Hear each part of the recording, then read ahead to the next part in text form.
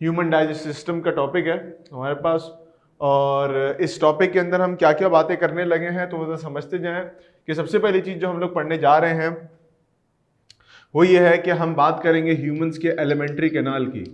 सबसे पहली चीज जो है वो हम एलिमेंट्री कैनाल की बात करेंगे कि ह्यूमंस में जो डाइजेस्टिव सिस्टम है वो किस चीज पर मुश्तमिल है। तो it's made up of alimentary canal. और एलिमेंट्री कैनाल की अगर बात की जाए तो एलिमेंट्री कैनाल दरअसल क्या है कि हमारा जो पूरा डाइजेस्टिव सिस्टम है वो ट्यूब लाइक स्ट्रक्चर है and it starts from the mouth. उसमें ईसोफेगस सारी चीजें कवर होती है, स्टमक वो सब कवर होते आते हैं।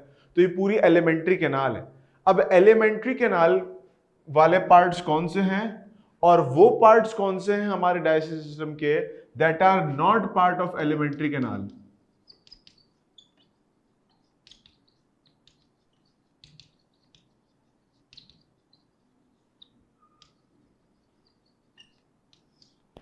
अब माउथ से लेके जो पूरी ट्यूब जा रही है इसमें स्टमक वगैरह सब ट्यूब के ही पार्ट्स हैं।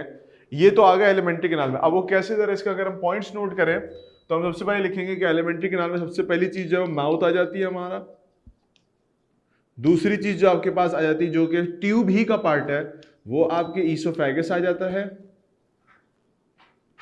फिर तीसरी चीज जो आ जाती है वो स्टमक आ जाता है। चौथी चीज जो है वो इंटेस्टाइन आ जाती है, लार्ज एंड स्मॉल दोनों।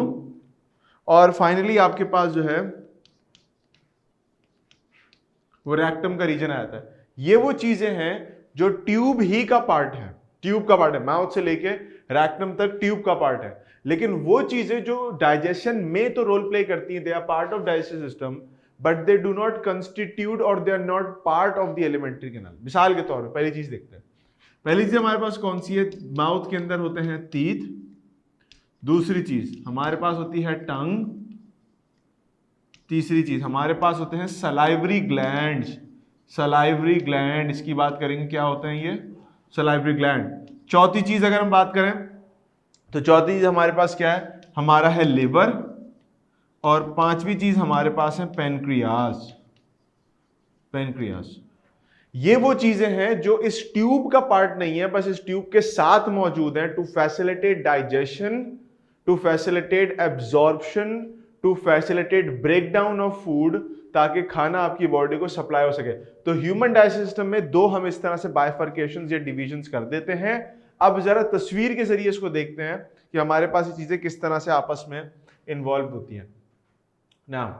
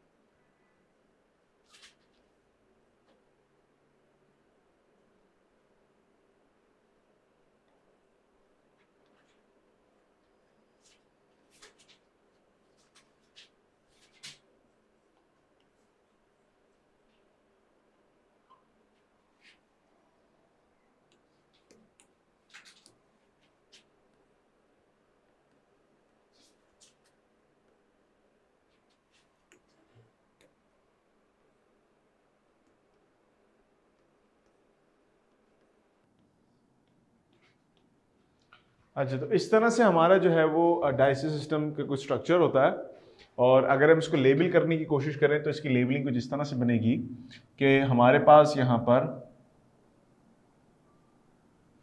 ये आपके पास आ गया माउथ का reason. This is the mouth, ठीक हो गया।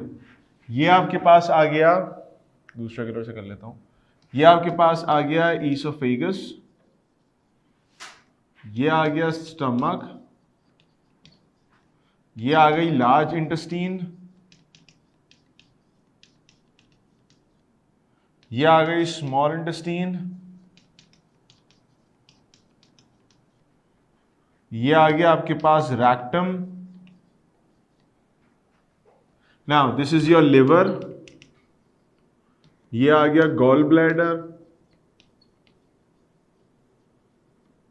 और ये आ गया पेनक्रियाज। ठीक है, तो ये पूरी आपके पास फॉर्मेशन हो गई चीजों की।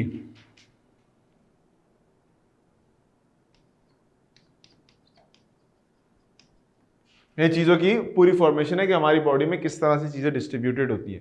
Now if you watch closely तो आपको पता चलेगा कि यहां से एलिमेंट्री कैनाल स्टार्ट हुई, यानी ईसोफेगस, स्टमक जो ब्लैक से मैंने बनाया है, small intestine going all the way down merging with the large intestine, उसके बाद रैक्टम एंड देन आपके पास एनस का पोर्शन आ जाता है। ये जो पूरा ब्लैक वाला पोर्शन मैंने यहाँ बनाया है, this whole is your alimentary canal.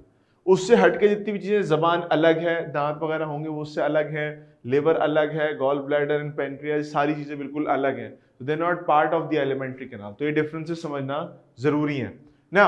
अगर हम बात करते हैं कि जो फूड इसमें मतलब मूव करेगा from mouth all the way up to down, तो उसके पोर्शंस कितने हैं, यानी उस फूड के साथ होता क्या क्या कुछ है, तो जरा वो भी समझ लेते हैं।